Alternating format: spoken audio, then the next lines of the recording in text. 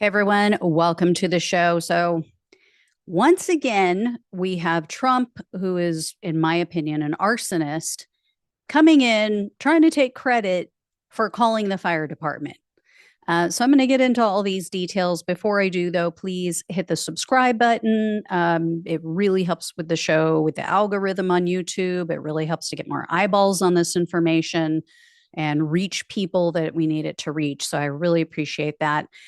So here's what's going on. You may have heard last weekend the US and China met, their representatives met, not Trump and Xi Jinping, but representatives for both company or countries met in Switzerland. They held talks about trade negotiations and what's going on with these ridiculous tariffs that Donald Trump imposed, and then China retaliated.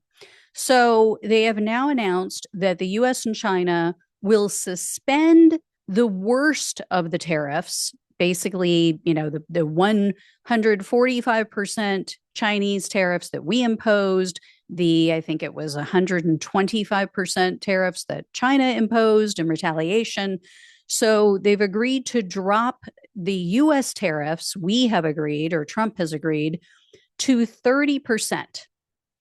So again, this would be for 90 days. This hasn't all been ironed out, but this new reduced rate would kick in on Wednesday of this week. Here's the thing. Here's why this is just bogus. First of all, like I said, this isn't a done deal. This is a 90-day pause. So it creates more uncertainty, more confusion, more stress, more anxiety among businesses because they're going, okay, it's 30% for now. Is it going to stay there? Is it going to ramp up? Should I order a bunch of product now before it maybe creeps up again? What if this whole thing falls apart even before 90 days is over? I mean, anything could happen. And the damage is done. I've mentioned how many or how little is coming into the country, how few shipping containers are coming into the US right now, and how this is going to create issues in the coming months because we're not going to have products on the shelves. And, stores are going to start to empty out. Companies and consumers are, first of all, still going to get hit with 30% increases. So that's nothing to sneeze at. I mean, 30% on top of what people are already paying when everybody was already complaining about inflation. And even if people or companies order their products now, even if these companies say, okay, I'm going to order a bunch of stuff, backfill what I haven't over the past couple months while all of this stuff has been in flux, it's going to take a long time. First of all, Chinese companies shut down production. A lot of them shut down manufacturing. They laid off workers. So they're going to have to ramp that up again. So there may not be product to ship. Even if American companies were to order today, there may not be anything for them to ship. Some companies will still have stuff because they had backlogs. But then on top of that, it takes weeks for these shipping containers to reach the United States. So you're still talking about loss of product on the shelves, loss of goods in the stores. You are still talking about more expensive products. What we will be buying will be more expensive because you have products that some companies already purchased under the 145% tariff. They're not going to eat that. They're going to pass at least part of that on to the consumer. So that will hit sooner rather than later. And then whatever product they order under this new 30% tariff, it will be decreased from what it was in this next month, but it's still going to be more expensive than it was at the beginning of Donald Trump's term. And as I've asked before, what has he accomplished? What did this do? Trump's Treasury Secretary, Scott Bessent, he announced the reduction in a press conference. He announced this somewhat of a deal, I guess. Another concept of a deal. And he said, quote, "We concluded that we have a shared interest. The consensus from both delegations is that neither side wanted a decoupling." So, wasn't that the whole point? That was the point of the tariffs, I thought. So, eliminating tariffs and deciding, oh no, we don't want a full decoupling, that undermines the entire purpose, according to what Trump said, of the tariffs. I mean, this doesn't create jobs. It doesn't bring back manufacturing to the US. What is the point of all of this? He destroyed the market, threw the stock market into chaos, through consumer confidence, just threw it in the shredder. I mean, it's decimated at this point, upended the entire globe and trade.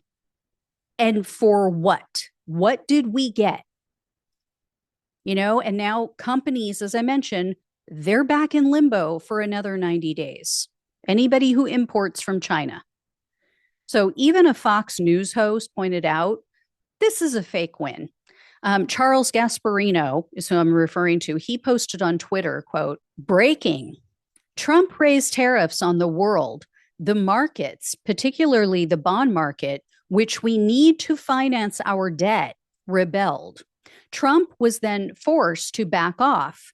End of story. Film at 11 of the president spinning this as a major victory."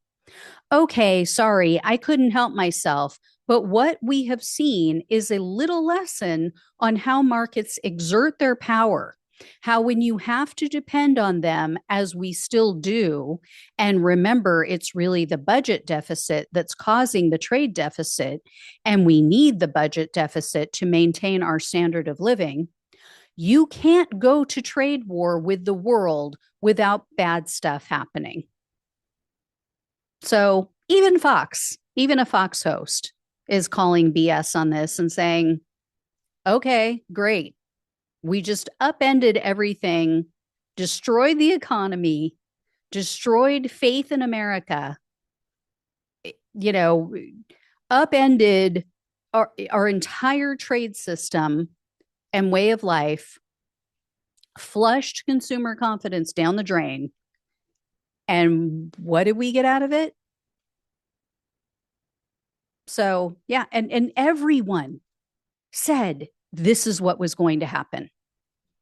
That Trump was making a mistake, that this was not going to end well, and he didn't listen because he thinks that he has bought into the BS about him being a savvy businessman. So, yeah, as always, Trump creates the mess and then he wants credit for trying to clean it up. Like I said, he's the arsonist. He lights the house on fire, and then we're all supposed to clap as some are already doing and praising him. Oh, it's so great that you knew how to pick up the phone and call 911 and call for a fire department and for the firefighters to come and put out your flames, Donnie. I feel like I'm taking crazy pills. It's just like, this doesn't make any sense. Oh my God. But there's people out there, they're lapping this up with a serving spoon because anything he does, I mean, literally anything Donald Trump does, they're, oh my gosh, look at how great he is. He's so perfect. He's so wonderful. He's such a genius businessman.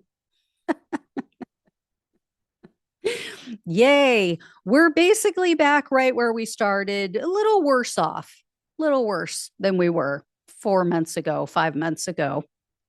So, yeah. Basically, it was like rocking in a rocking chair. It was something to do for the last 4.5 months, but we got nowhere. So, anyway, I will keep an eye on everything. I'll let you all know when I hear more. Thank you so much for watching and listening. Please like, please share, please subscribe if you have not. Please donate if you possibly can. Love you all. Take care. Talk with you soon.